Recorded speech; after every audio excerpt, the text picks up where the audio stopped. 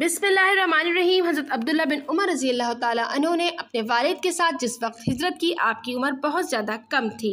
हज़रत अब्दुल्ला बिन उमर रज़ी अल्लाह ताला अन्हु की उम्र इस वक्त महज 13 बरस थी जब ग़ज़वा बदर पेश आया। आपको जिहाद करने का बहुत शौक़ था, लेकिन नबी करीम सल्लल्लाहु अलैहि वसल्लम ने आपको आपकी कमसिनी के बाइस वापस लौटा दिया। आप रज़ी अल्लाह के रसूल के हर फेल को बहुत ज़्यादा बगौर देखते, पूरी बारीकी और दिक्कत के साथ बयान करते। जहाँ जहाँ रसूल अल्लाह ने नमाज पढ़ी, आप भी वहीं नमाज पढ़ते। जहाँ रसूल अल्लाह खड़े होकर दुआ करते, आप भी वहाँ खड़े होकर दुआ करते। जहाँ रसूल अल्लाह बैठकर दुआ करते, आप भी वहाँ बैठकर दुआ करते। एक बार रसूल अल्लाह सल्लल्लाहु अलैहि वसल्लम ने रास्ते में एक जगह ऊँटनी से उतरे और 2 रकअत अदा की।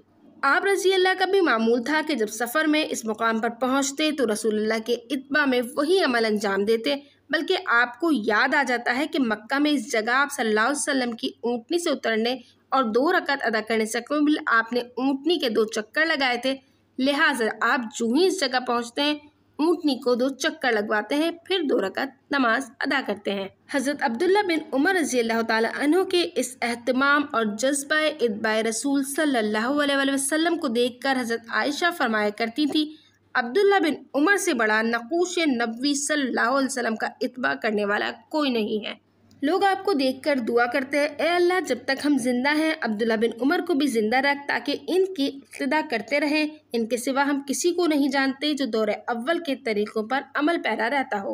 आप रज़ी अल्लाह ताला अन्हु के हम असर कहते हैं, असहाबे रसूल में अब्दुल्ला बिन उमर से बढ़कर इस बात से खौफ खाने वाला कोई नहीं कि वो हदीस में कोई कमी बेशी करे।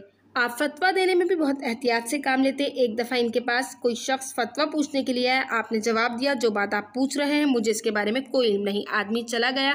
हज़रत अब्दुल्ला बिन उमर खुशी से अपनी हथेलियों को बेचते हुए कह रहे हैं, अब्दुल्ला बिन उमर से एक ऐसा मसला पूछा गया जिसका इसे इल्म नहीं था। इसने कह दिया, मुझे मालूम नहीं। एक दफ़ा खलीफा वक्त हज़रत उस्मान रज़ी अल्लाह ताला अन्हु ने आपको बुलाया और काजी के मनसब पर फ़ाइज़ होने का मुतालबा किया। आपने मुआज़रत कर ली। हज़रत उस्मान ने इसार किया, आप मुसलसल इनकार करते रहे। बिलाखिर हज़रत उस्मान ने पूछा, क्या तुम मेरी नाफरमानी करते हो? आपने जवाब दिया, हरगिज़ नहीं। बल्कि मुझ तक ये बात पहुँची है कि काजी की 3 किस्में हैं। अगर कोई काजी जहालत में फ़ैसला करता है तो वो भी जहन्नुम में जाएगा, जबकि जो काजी ख्वाहिश नफ्स की बुनियाद पर फ़ैसला करता है वो भी जहन्नुम में जाएगा, जबकि वो काजी जो मुकदमा को समझने की सरतोड़ कोशिश करता है और दुरुस्त फैसला सादिर करता है तो इस शख्स का मामला बराबर बराबर है। इस पर कोई गुनाह है ना कोई अजर।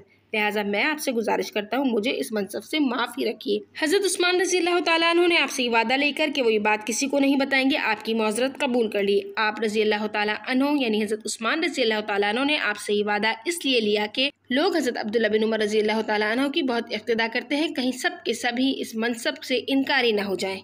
हज़रत अब्दुल्ला बिन उमर रज़ी अल्लाह ताला अन्हु ने एक दफ़ा ख्वाब देखा कि इनके हाथ में रेशम का एक टुकड़ा है। वो जहाँ भी जाने का इरादा करते हैं ये टुकड़ा वहाँ पहुँचा देता है। फिर देखते हैं कि उनके पास 2 आदमी आए, वो उन्हें आग की तरफ ले जाना चाहते हैं। फिर इन्हें एक फ़रिश्ता मिलता है और कहता है छोड़ दो। वो दोनों आदमी इन्हें छोड़ देते हैं।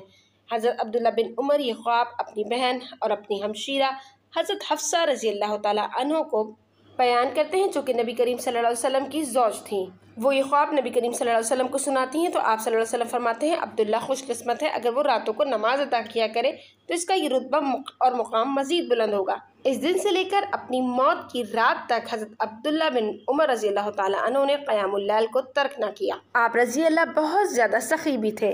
आपकी सखावत से लोग डरते थे कि कहीं आपको फ़कीर न बना दें। एक बार आपके पास 4000 दरहम और एक चादर आई। अगले रोज़ अय्यूब बिन वाइल ने आपको बाज़ार में अपनी सवारी के लिए उधार चादर खरीदते देखा तो आपने घर जाकर पूछा, क्या कल अब्दुल्ला बिन उमर को 4000 दरहम और एक चादर नहीं मिली थी? उनके अहले खाना ने कहा, हाँ मिली थी। उसने कहा, मैंने तो आज इन्हें सवारी के लिए चारा उधार खरीदते देखा है।